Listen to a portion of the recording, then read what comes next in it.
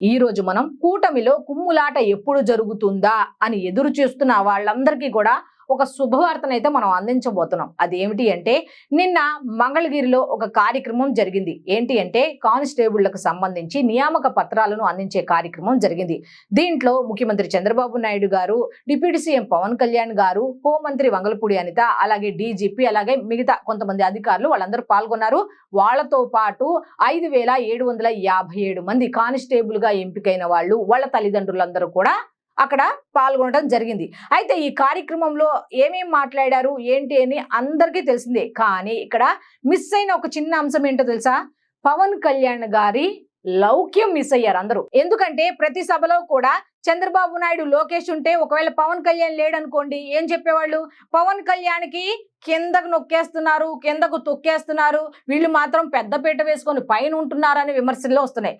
ఒకవేళ ఈ చంద్రబాబు నాయుడు కానీ పవన్ కళ్యాణ్ ఉంటే అరే సొంత కొడుకును కూడా పక్కన పెట్టేశాడు, దత్తపుత్రుడిని హైలైట్ చేస్తున్నారని అంటారు. అది కూడా ఇంకో అంశం కూడా మనం క్రియేట్ చేద్దాం. ఒకవేళ కళ్యాణ్ గారు కానీ లేకపోతే లోకేష్ కానీ వీళ్ళిద్దరు ఉంటే తండ్రి మాట లెక్క చేయకుండా అన్నదమ్ముడు అనుకొని చెప్పి జనసేన అధినేత పవన్ కళ్యాణ్ ని కూడగట్టుకొని ముందుకెళ్తున్నాడు, తండ్రిని పక్కన పెట్టేశాడు, చంద్రబాబు నాయుడుకు 60 ఏళ్ళు వచ్చేసాయి, 70 ఏళ్ళు వచ్చేసాయి, రాజకీయాలకు పనికిరాడేమో, సొంత కొడుకే నిర్ధారించేశాడు అని మాటలు. ఇలా ఏదో అంటారు కదా, ఆ వ్యక్తి ఏ విధంగా ముందుకెళ్ళినా విమర్శించాలి అనుకున్నవాడు ఎలా అయినా విమర్శిస్తాడు.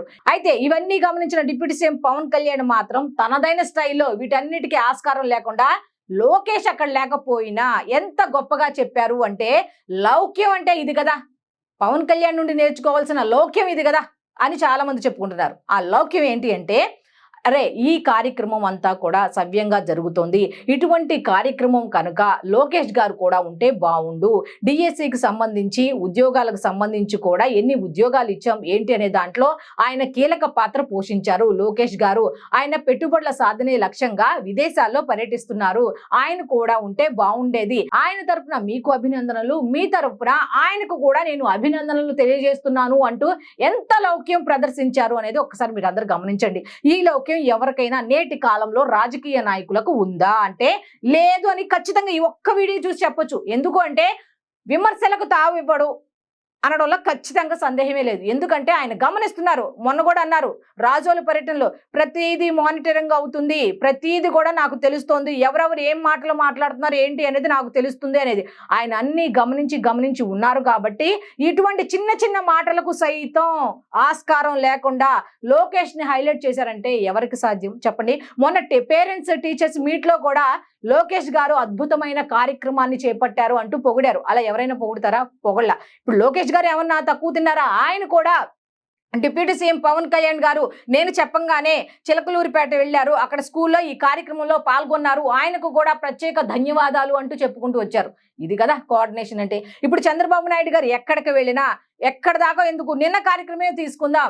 డిప్యూటీ సీఎం గారు ఇగో ఈ బాబుకి వాళ్ళ ఊర్లో ఈ మన్యం జిల్లాకు సంబంధించిన ఊరిలో రోడ్లు సరిగ్గా లేదంట, మీరేమన్నా చేయగలరా, ప్లీజ్ దయచేసి చేయండి అని అడిగారు. చూసారా? దానికి వెంటనే డిప్యూటీ సీఎం పవన్ కళ్యాణ్ అయ్యో తప్పకుండా చేస్తాను సార్, చేసి తీరుతాను సార్ అన్నారు. ఆ సభ అయ్యేలోపు 2 కోట్ల రూపాయలు కేటాయించేశారు. ఈ లోక్యం ఎక్కడైనా ఉందా? లోకేష్ గారిని అలాగే చంద్రబాబు నాయుడు గారిని పవన్ కళ్యాణ్ గారిని చూసి మాత్రం ఒక కుటుంబంలో ఈ విధంగా కలిసి ఉంటే వృద్ధి అనేది ఎందుకు ఈజీ కాదు అని నిరూపించబోతున్నారా అంటే, స్వర్ణాంధ్రప్రదేశ్ సాధనకు వీళ్ళ ముగ్గురు ఇదే విధంగా ముందుకు వెళ్తే మాత్రం ఖచ్చితంగా సాధించి తీరతారు అని చెప్పడంలో ఎటువంటి అతిశయోక్తి లేదు.